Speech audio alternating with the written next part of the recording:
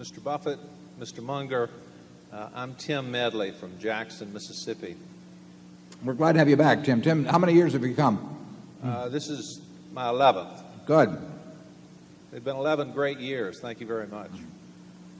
At this meeting 4 or 5 years ago, you commented that money managers in the aggregate have not done better than various market indices, and you attributed this in part to the frictional cost inherent in an actively managed portfolio.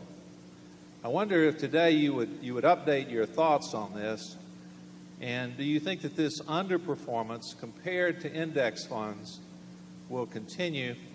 And then a related question, if the two of you were giving advice to a classroom of equity mutual fund managers, are there 2 or 3 things in particular that you would want to suggest to them? Yeah, well, I would say this. Money managers in the last few years since I've made that statement have not disappointed me. In aggregate, they have underperformed index funds, and it's the nature of the game. They simply cannot overperform in aggregate. There are too many of them managing too big a portion of the pool. And for the same reason that the crowd could not come out here to Exarban in the past years and make money in aggregate because there was a bite being taken out of every dollar that was invested in the pari-mutuel machines, that people that invest their dollars elsewhere through money managers in aggregate cannot do as well as they could do by themselves, creating their own index fund, or it'd be easier to have just to buy into an index fund. It's they say in this world you can't get something for nothing, but the truth is money managers in aggregate have gotten something for nothing. I mean, they've gotten a lot for nothing, and investors have paid, and the corollary is investors have paid something for nothing, and that doesn't mean that people are evil. It doesn't mean that they're charlatans or anything. It's the nature. If you've got a $6 or $7 trillion or whatever it may be equity market, and you have a very significant percentage of it managed by professionals, and they charge you significant fees to invest with them, and they have costs when they change around, they cannot do as well as unmanaged money in aggregate. And it's the only field in the world that I can think of. Charlie will think of some others, but where the amateur, as long as he recognizes he's an amateur, will do better than the professional does for the people whose money he's handling. And therefore, if I were teaching this class or speaking to that class, I would probably tell them that for their own psychological well-being, they should probably leave the room. Charlie? Well, I pretty well said what I had to say on this subject in that talk I gave at USC, and anybody that wants to read that can read it. I will say that one of the things I like about the annual meeting is I get to interface with a whole lot of people that have even lower annual investment management expenses than Berkshire Hathaway, the company, does. I mean, if you stop to think about it, we've got our costs almost to zero, and many of you have gotten it to zero.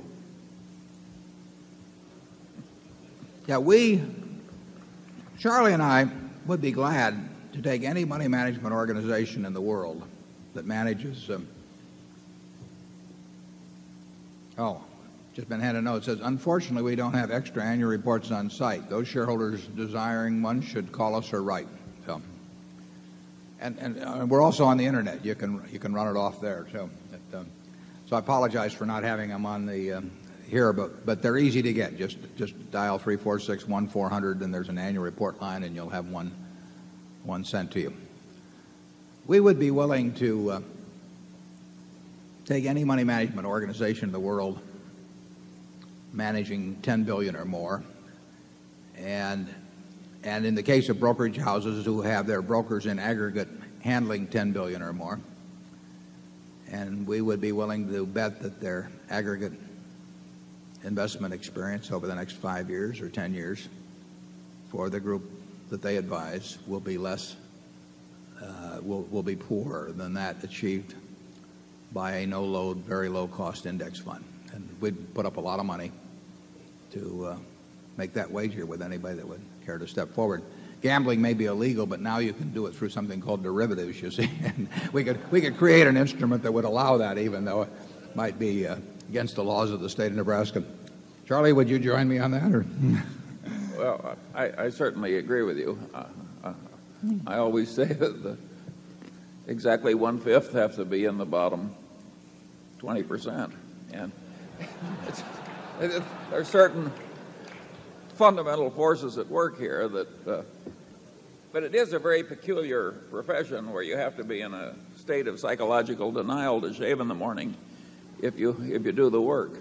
I don't think that's true for a handful of investment managers. I think we know investment managers who add value, but it's a comparatively rare and small percentage. Yeah, we have identified in the past, even, on a prospective basis, not retrospective, managers who have added value, and there's a couple of them in this room. Well, and there's Lou Simpson of Geico. Yeah, well, he's one I had in mind. You can do it. You can't do it with unlimited amounts of money, and a good record tends to attract money. Even a mediocre record presented by a good salesperson tends to attract money. But there